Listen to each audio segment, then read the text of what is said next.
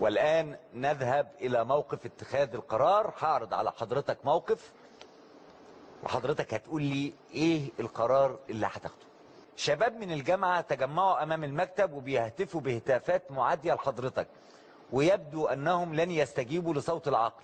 المشكلة يا ريس إن شباب من الإخوان بالجامعة مشتبكين معاهم الآن، ومن خبرتي الأمنية الأمر قد يتطور إلى الأسوأ. يجب إن احنا نخرج حضرتك من هنا فورا.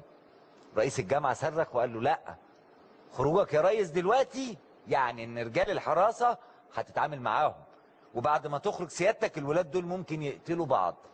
أنا حاسس بالأوضاع في الجامعة اليومين دول أكتر من أي حد تاني. أرجوك لازم تتكلم معاهم بنفسك، قول لهم أي حاجة. أرجوك يا فندم، أنا عارف إن الموضوع ده مش هيخلص غير كده. مسؤول الأمن قال على الفور حياة سيادتك ممكن تبقى في خطر. أنا مش هسمح بده تحت أي ظرف. سيادة الرئيس، إيه هو تصرفك؟ لن أتردد لحظة واحدة أن أخرج من المكتب إلى الطلاب لأمنع إراقة الدم. دم رئيس الجمهورية ليس أغلى من دم شباب مصر.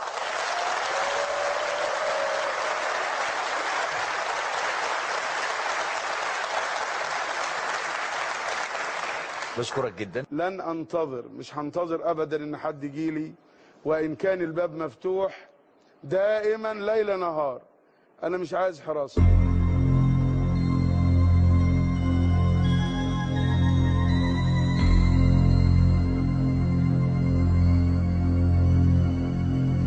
أنا جاوبت لأنه موقف افتراضي. نعم. لكن شباب الإخوان ما يعملوش كده.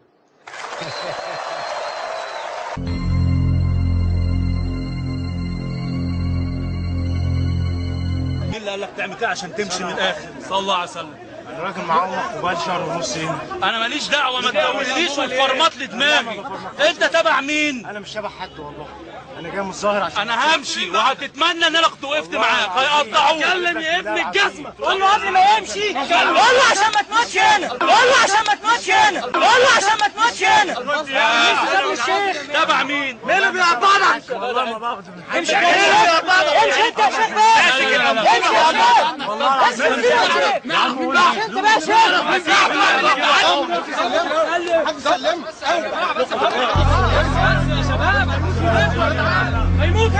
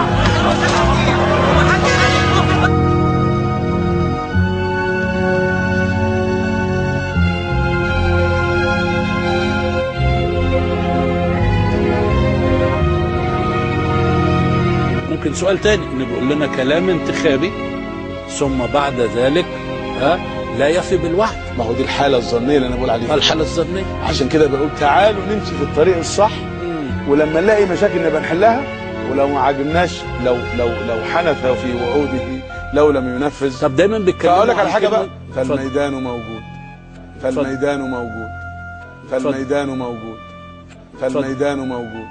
ايوه انت بتقول لهم الضمان هو الميدان. طبعا. طيب أكبر ضمان لاستمرار تحقيق الأهداف في المستقبل في مصر الجديدة هو استمرار ثورة الشعب المصري.